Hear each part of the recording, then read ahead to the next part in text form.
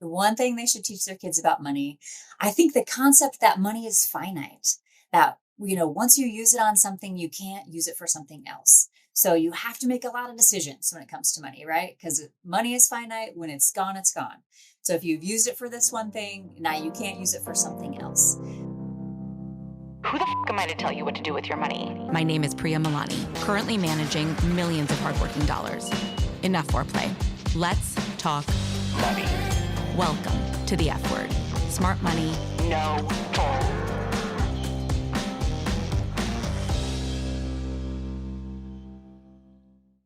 Hey guys, welcome to the F word. I'm really excited to introduce you to today's guest for what will no doubt be a fascinating and perhaps controversial discussion. She's a financial planner, author, and get this, mother of 4, don't know when she sleeps. Her books include Money Boss Mom, as well as a children's series called Milton, the Money Savvy Pup. And she's releasing her 3rd book called Investing for Tweens in early 2026. She's a champion for financial literacy, mentors in her community, and has created a ton of financial literacy resources that we're going to tell you guys how you can get your hands on. All the way from the other Manhattan, Kansas, my new but fast friend, Jamie Bosse. Jamie, welcome to the show. Thanks so much for having me. That was a great introduction. I'm pumped. Jamie, when it comes to finance for 30-somethings, I'm known to have very strong opinions. But what we're talking about today is your expertise in an area that I've got a lot fewer opinions on. So I'm really excited to hear and soak up your experience today. You are undoubtedly a thought leader on the topic of teaching your kids about money and I guess all the ways that parents should or shouldn't be communicating money with their kids. There's a lot to unpack. But before we jump into all of that, I'd love to just take a few steps back and talk about a little context around you from a personal perspective. You've shared a little bit that growing up, I guess you had some interesting exposure to money. Your parents went through a bankruptcy, and that really shaped your view of money. So can you tell us a little bit about that? So growing up, it was interesting because I didn't really know anyone that had money, right? Like it was just that those were other people that lived up on the hill that had a totally different life than us, right? Like they were hogging all the money and we didn't have any. So I was, grew up in a typical working class household where my mom worked at the deli at a grocery store. My dad was a mechanic. And, we were getting by just fine, but it wasn't something that like building wealth wasn't a concept that was even talked about or thought about. Right. But kind of the pivotal point for me was when I was in college, I was a sophomore and my mom called me and she's like, hey, just wanted to let you know we're filing for bankruptcy. And I was like, bankruptcy? Like, what does that even mean? Do I have to drop out of school and raise my siblings? Are you guys going to jail? Like, how did this happen? And like, what do we do now? So that issue for my parents caused me to realize that I really had no financial education.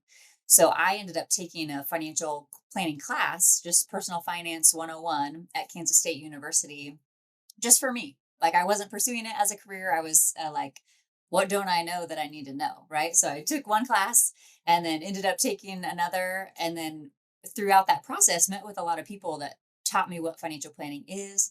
And I thought, what an amazing career path where you can help people, feel confident in the decisions they're making with money, understand the complex topic of money, and then avoid some of these mistakes, like my parents got into. So, Wow, that's incredible. How many kids in your family? I have 2 sisters. So I'm the oldest of 3 girls. Oh, yeah, elder daughter energy. I feel that. I Yes. feel that. And so sophomore, so later in life, and you're getting ready to go off in your career and establish a career for yourself, and financial planning entered. Yes. Yeah. And it was totally by accident. So I went to school to be an elementary education teacher and just, I feel like I had kind of a limited view of what careers were out there to begin with because no one in my family had gone to college. And so I didn't have a lot of exposure there, but I am still passionate about teaching. It's just kind of happens in a different way now where it's not to elementary age kids specifically, but it's more, to helping people understand their money and how it works. Yeah, absolutely. You're still very much a teacher in your own right. So, my guests last week, I had Doug and Heather Bonaparte. We were just speaking about them on the show, and they launched a book called Money Together on the topic of money and relationships. We talked a lot about financial compatibility between partners. And I'd love to take that a step further with you beyond just the couple. How do you see couples guiding their kids when it comes to money? And more interestingly, what happens if they realize that their values aren't aligned while raising children? Yeah, that's a great question. So that is so complex because when you have, a couple for sure or a family unit, everybody has a different experience and background with money that they're bringing to the table, right? So when you couple up with somebody, you've both lived completely different lives and now you're bringing them together. And a lot of times it's hard to find common ground. A lot of people grow up with thinking that money is bad, it's associated with greed or sin or shame. And then others might associate money with, power and happiness and joy and flexibility. And when you have those people together, they just don't see the world the same way. So, especially in a couple, you just have to understand where the other person is coming from. So, I think talking about, tell me about money when you were growing up with significant other. What's your first memory of money? And then just listen for kind of what they share, because most of the time money, I mean, it's super emotional, right? Like it's tied to different things in our lives, and we make decisions based on how we feel instead of being rational. So that can really come to play when you're trying to then raise the next generation with money, and it can be really tricky to navigate. Yeah, I can imagine. You said it, money is emotional. But you've taught kids about money, you've taught adults about money. I'd be curious how those conversations change with adults once the kids are in the mix. So, not just managing their own finances, but now they're modeling behaviors for little watching eyes. It can feel stressful or intimidating, or maybe some people aren't even thinking about it. What do you see? When we think about money and like when we start developing some of these biases around money, psychologists say we have them by the time we're 10 years old. Mm. So the old saying, like, more is caught than taught, is really true with money, that your kids are watching you and they're learning from you whether you're saying anything or not.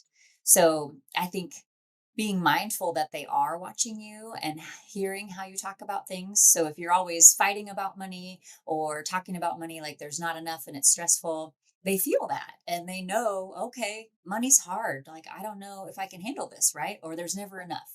If you talk about money as with possibilities of like, oh, yeah, we're saving for this, we're doing great things here, we're going to plan for this vacation and do these things, then the kids, have a different view of money and how it can be used in life as a tool. So I think, especially now, money is so invisible, right? It's completely intangible because we pay with Apple Pay, we pay with a card. Like, kids don't even see money anymore, right? So I think as parents, it's really important to be more intentional about, creating learning opportunities with money and saying what you're doing instead of just paying for something and having the kid not know what's happening, right? Right. And that requires you to know what the hell you're doing in the first place, which, you got really lucky that we always say this stuff isn't taught in school. Your school did have a financial planning class and you did get to learn it in school. But for most adults, we don't learn this in school. And like you said, behaviors are set at age 10. I've even heard earlier. And so we're just on autopilot, not even thinking that our behaviors will impact those that we're raising, and yet they do. That is so tricky. So let's turn our attention. You wrote this book, Money Boss Mom, and you talk about young parents being the boss of their financial future, right? Like, that's what it's all about. We're all about getting your financial shit together. You have to be in control of your Yes. financial future.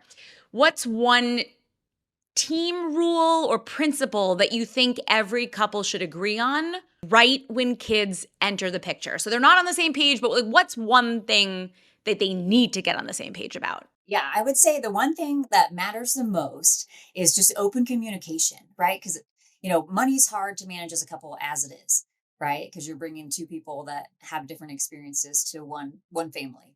And then once you bring kids into the mix, everything changes, right? Things get more expensive. The what you spend money on is different than what it was before, right? Like, maybe you were spending money on happy hours and nice shoes and different things, and now you're buying diapers and formula and strollers and stuff like that. Right. So the things you buy is going to change, your values may change, and the things like you want out of life might be different once you bring, little people into the mix. So I think being able to communicate openly and effectively, not just when things are going wrong, but on a regular basis. Like I suggest having regular money dates with your significant other, just to like go over like where you're at, what goals you're trying to reach, celebrate your progress, just because it's so easy to lose track of these things and we all get busy with life. And then you end up only talking about money when things are going wrong. And that's not a good conversation for anyone, right? Then the emotions get involved and things get even hairier. That's really good advice. So, like you said, we always focus when shit is hitting the fan, but what about celebrating the wins? What about checking in more periodically? So, how often do you suggest couples check in? Yeah, I think once a month is a good cadence, just because that's kind of a good regular cadence where you can get ahead of a lot of things that are coming up. But even just quarterly is fine. And for sure, checking in like once a year, like what's the overall Yeah. picture? What do we own? What do we owe? Like what's our net worth is a good thing to see. So, before bringing kids into the picture, agree on open communication and set periodic cadence to the conversation around money, regardless of if things are going good or bad, just as a check in. Yes, for sure. And one more thing on that, I would say too, just like duties from each person in the couple, because I feel like what happens is, new things come into play when you have kids, right? Like, so now somebody has to buy the kids clothes and make sure you have formula in the house and make their doctor's appointments and those sort of things. So I think also talking about what jobs do you do and I do, and how do we make sure that's fair? Because a lot of times I think the woman just takes on more of the jobs because she's with the baby more often or just thinks about it more. But I think that's where find a lot of resentment and issues as a couple when you don't negotiate what these duties are. They just kind of fall on one person's shoulders. Totally, totally. That is so real, so relatable. I'm sure there are a lot of people nodding to that comment. What is the one thing that you think parents should teach their kids about money? The one thing they should teach their kids about money, I think the concept that money is finite, that, once you use it on something, you can't use it for something else. So you have to make a lot of decisions when it comes to money, right? Because money is finite. When it's gone, it's gone. So if you've used it for this one thing, now you can't use it for something else. So I love that trade off. Yeah, yeah, that's so smart. Trade-offs. Money is finite because that's what we see with a lot of people. Once the money runs out, they go to credit cards. mhm, And now they're living on someone else's money. right, that they'll have to pay back then for who knows how long in the future. Yeah, that's awesome. Money is finite. Such a simple thing, but such an important lesson to learn early on. On the flip side, what's your number one like no go? Like what is the one thing that you'll tell parents not to do when talking to their kids about money? The no go for me is saying we can't afford it. So I think when you use that terminology, and I think it's easy to fall into, right? And it may be true, honestly, right? Like you say, we're at the store, oh, we can't afford it. We can't afford it. We can't afford it.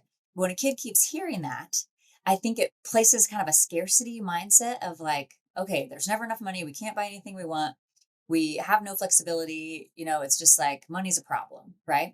But I think you can reframe that to say, that's not in our spending plan today, but let's make up a plan to save up for it and buy it in the future.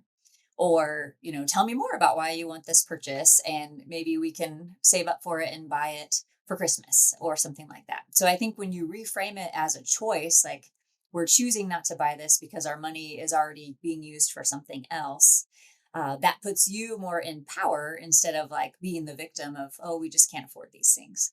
So it kind of changes the mindset of how kids think about money. Oh, that's so great. And you touched on it a little bit, but I want to expand on the topic of what you can and cannot afford because so many people out there are not even sure if they're living a lifestyle that they can actually afford. So, how does one get to the bottom of whether or not they can afford something? Yeah, great question. So I think with that, it's a moving target, right? Because I think as we, especially with the clientele you're working with in their 30s, you're on your career track where it's changing and your income's growing and things are different year to year, right? Like you might be getting big bonuses or stock options and those sort of things that change the outlook of what flexibility you do have. But I think with deciding on what you can afford, I think it's a value decision and a financial decision. So on the value side, thinking about, what is important in your lifestyle, right? Like you have to pay your bills, but what's important to you, right? Is it going on vacations? Is it buying nice clothing? Is it living in a cool area? What's the important thing for you and your family? And then how do we keep that the focus of how you spend your money, right?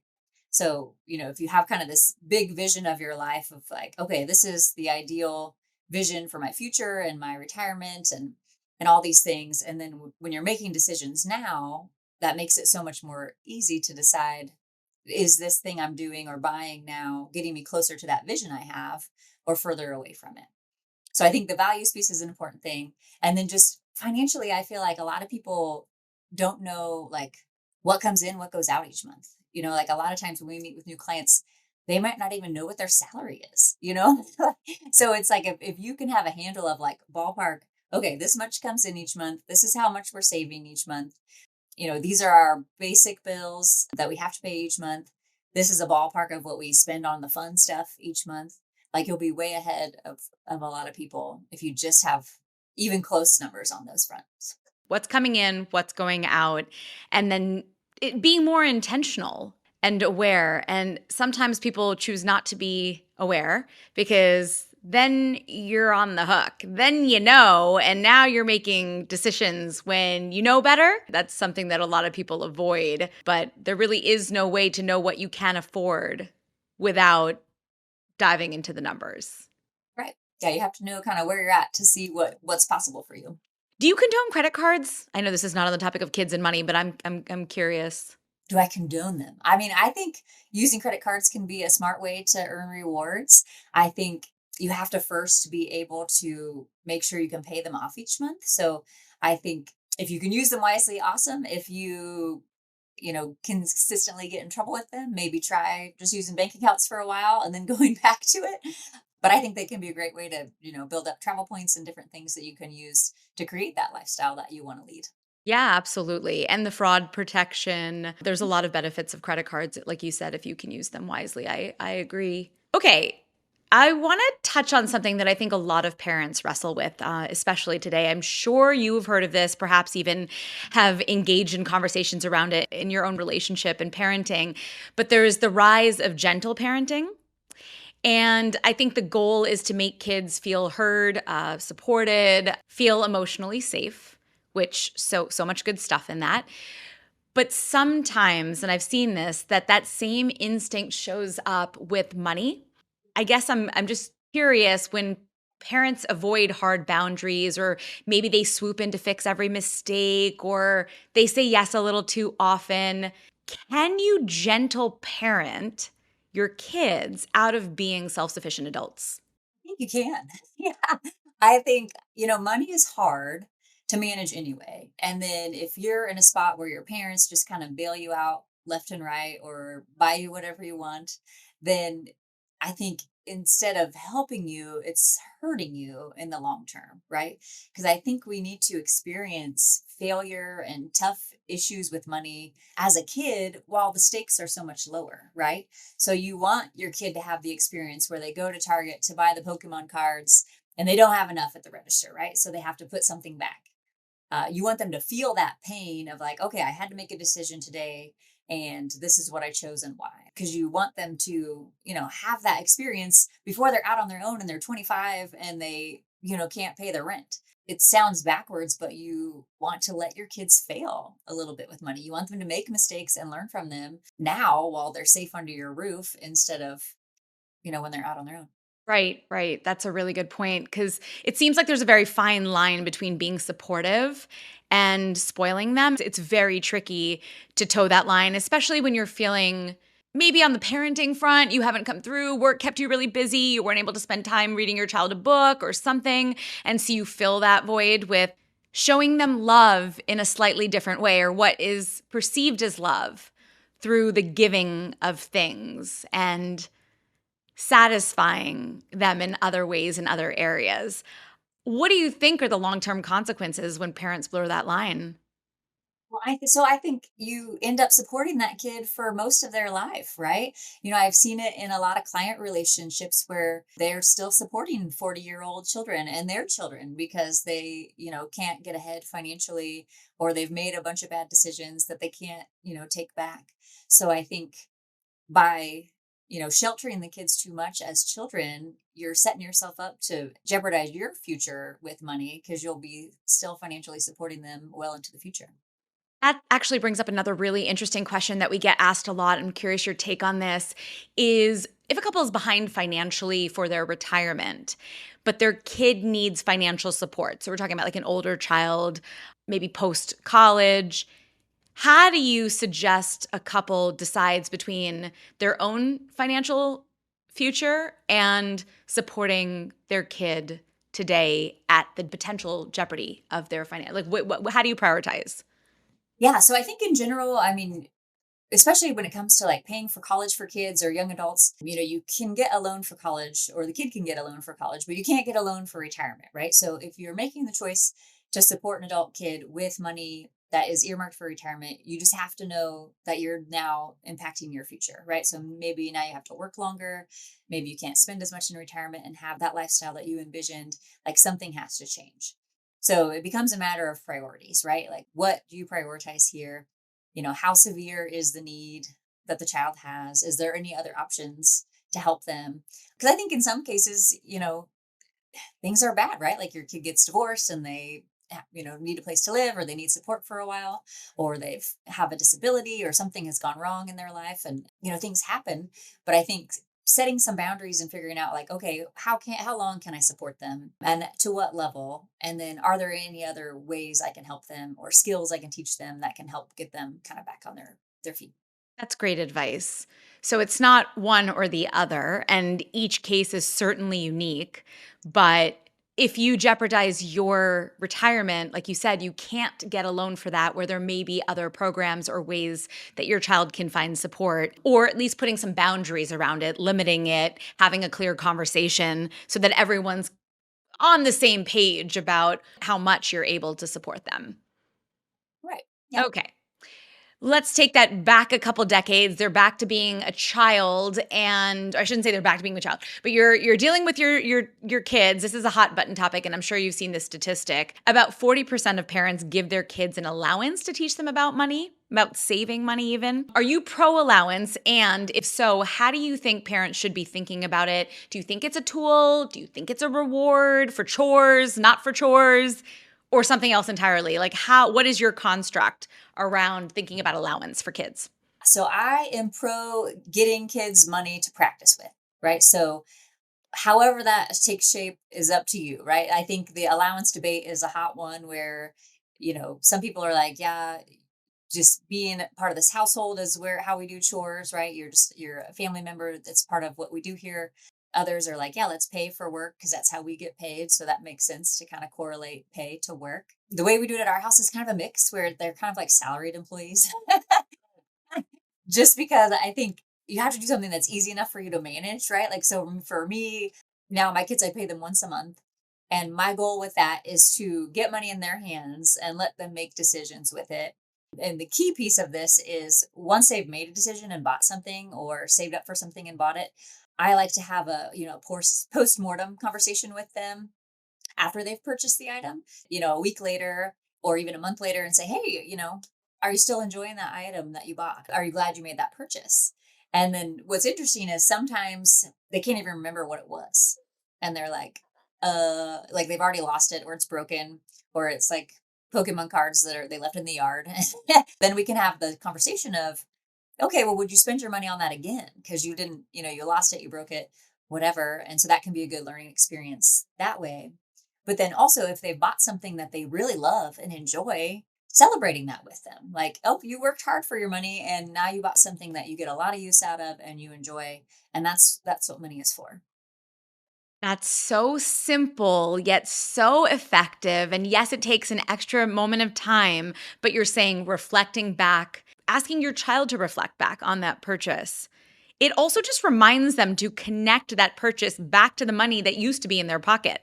Yeah. Because I think just back to that concept of money is finite and you chose to spend it on this thing. So are you happy about that? Or do you wish you did something differently? So the next time you get money, you're going to do something in a different way. I know my sister is listening, so she's going to be out there taking all your tips. She has two little girls, and I don't know if they get allowance actually, but they're still really young. Okay, another life skill that relates back to money, even though it doesn't seem so directly, and it comes up with clients all the time, is the topic of negotiation, right? It's sort of one of those life skills that I feel like every adult wishes that they had learned sooner. Is there room in the allowance conversation to teach kids how to advocate for themselves? Or thinking of the negotiation skill, is there a better way to build that skill? I'd honestly not thought about that before, but I love it so much because you're right. With clients, we see that, your ability to generate income and grow that income is one of your greatest assets, especially in your 20s, 30s, 40s when you're building that wealth, because then you can save more, do more, all those things, have more flexibility. But so, how do we then take that and make it something that you think about even as a child, which is a great idea. I would say with the negotiating, we could do, you could have like an annual review with your kids of like, okay, this year, this was your pay. And, you do these chores around the house, but you've taken on these extra things. So now we're raising your pay to this and then giving them the opportunity to say, well, actually, I do this, this, and this too. So maybe we should get paid more than that. I think that's a great thing to encourage. And then maybe encouraging them too to think entrepreneurially, where it's like, are there other ways that you can make money, not inside of our house, right? Have you thought about other things you could do for people or ways you could provide value that would earn you money that you could use to save up for a bike or whatever it is that you're saving for? I think just sparking those conversations can be a really great idea. You've also touched on the idea of delayed gratification.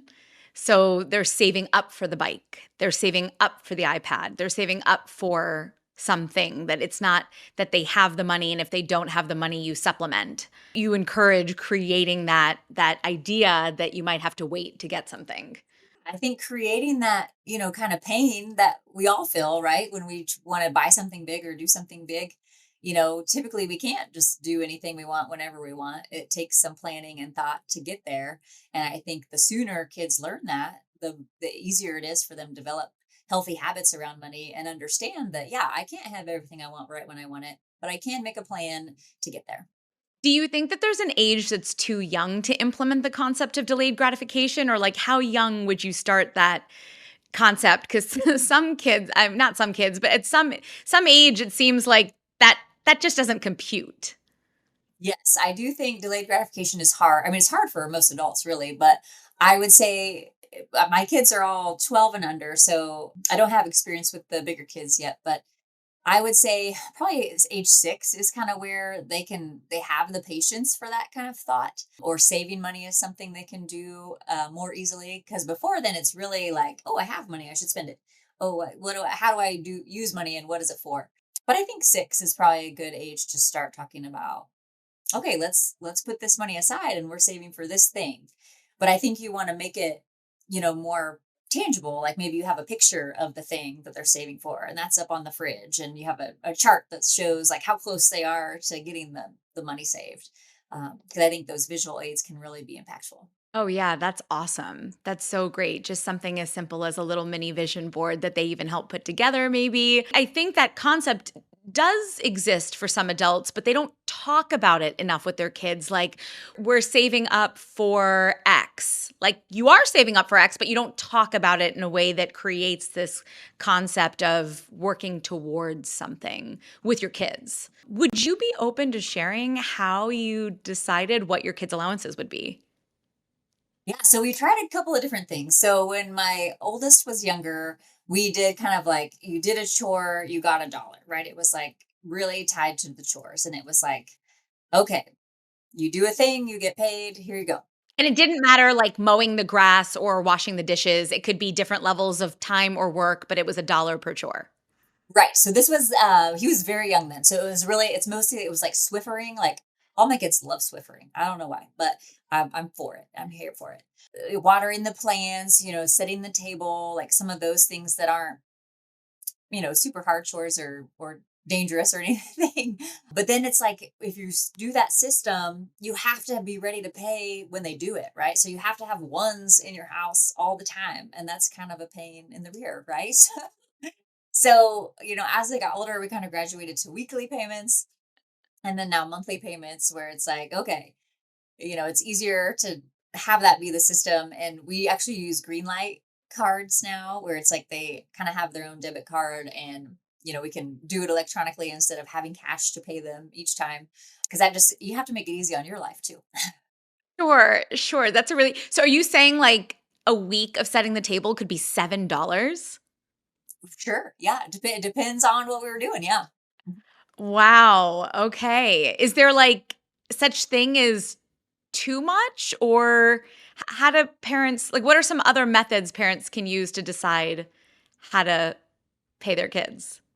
So when I researched this before, so when I was trying to figure out like what we were going to do for the kids, some of the simple ways were like $1 per chore or $1 per age per week or month. So you could kind of set it up that way. Another thing that I really like that we haven't started yet, but I think we will, is kind of matching the dollars that they keep saved. So kind of teaching that concept of, okay, if you leave it, we'll pay you some interest, right? So by foregoing purchases, you can earn more money. So some people on their kid's birthday will, match. You have $25 in there, we're going to match it. Now you have $50. So kind of teaching them the concept that if you don't spend all your money, it can grow for you. So a little bit of intro to investing too. That's awesome. So with the money that they are earning, have you introduced the concept of like some of it's to save, some of it's to spend, some of it's to invest? What's the framework or have you given them a framework with which they can think through their allowance? Yep. So when we were doing the cash, we started with kind of the give, save, spend jars, where it was like a clear jar. They could see through it. They knew the money was in there. And they would say, okay, every time I get paid, I'm going to put some in the give jar, some in the save jar, and then I can spend the rest. So I think that is a good way to get in the habit of just every time you get money, you can't just spend it all, right? Like some of it has to go somewhere else, right? Because you're saving for something. And, if giving is important to your family, I think that's a good way to kind of instill that value. And you can have them start, giving to charity with their money instead of your money, which feels completely different, right? Like if you're a kid and you're handing your money over to, a charity, that feels different than if mom gave it to you out of your pocket and you get to hand it in. So I think just establishing the habit that we don't spend everything we make, we have to save some of it. I love that. That's so great. Yes, charitable giving to your community, to your religious organization. That's a very big priority for many, many people. Links back to values, like you said, which is kind of where you start when you think about how you want to divvy up your money. I've really like honed in on this topic of allowance because it's hyper fascinating to me and I can not imagine how couples navigate this. It seems very tricky. So it's good that you have a lot of books out there that we can get our hands on. If you had to leave us with one of your final top tips for couples as they're navigating money with their kids, what is one of the things that you always like to leave that you want remembered? I would say don't be afraid to talk about money. I feel like a lot of times parents feel like they didn't get a good education around money. And so they don't feel comfortable talking to their kids about it or even their spouse about it, right? But once you open up those conversations, it opens up a lot more possibilities, right? So even if you feel like, hey, I didn't do a very good job with money growing up, you can share that with your kids, right? Like you can share some of the things that you did wrong and some of the things you did right and say, hey, I want you to be set up for success in the future. So this is why we're talking about it. Because we want to stop the whole money is taboo thing. We want to be able to talk about it openly and, use money as a tool to live the life we want and get the things that we need, right? So just don't beat yourself up about those past mistakes with money. Like, let's just be honest about where we are and, move forward. Yeah, it sounds like open communication is the name of the game. Sort of the thread throughout this conversation has been talk about it with your spouse, talk about it with your kids.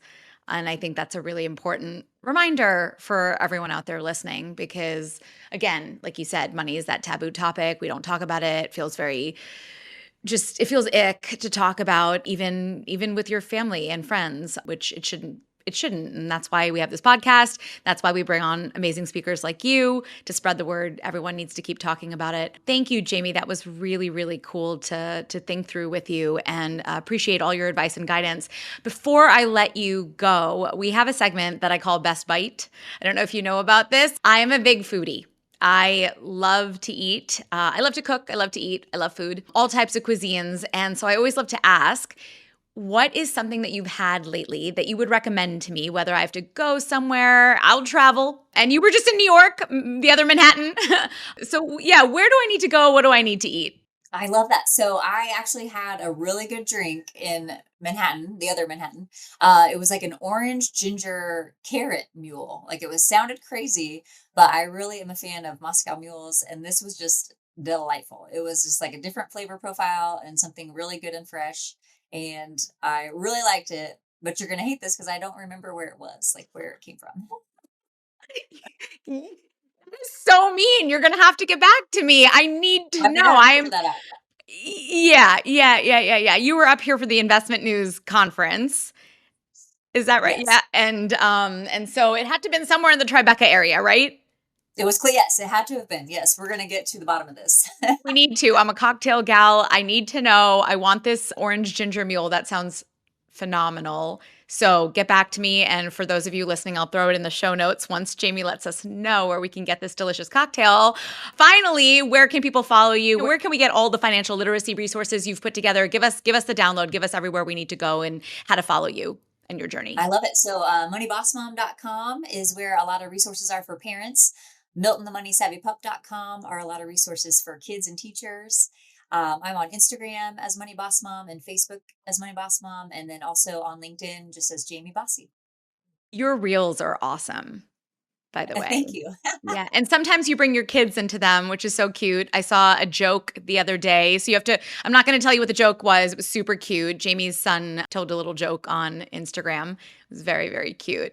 So yeah, thanks. Thanks for joining me. Thanks for helping everything you're doing to help parents raise financially prepared kids. I think it's the stuff we all wish we had instilled in us growing up.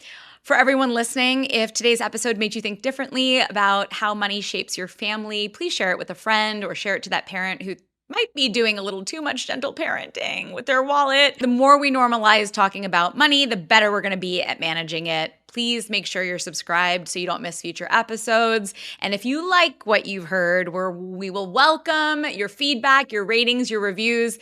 Helps more people find the show, and we want more people to get in on getting their financial shit together. All right. See you next time.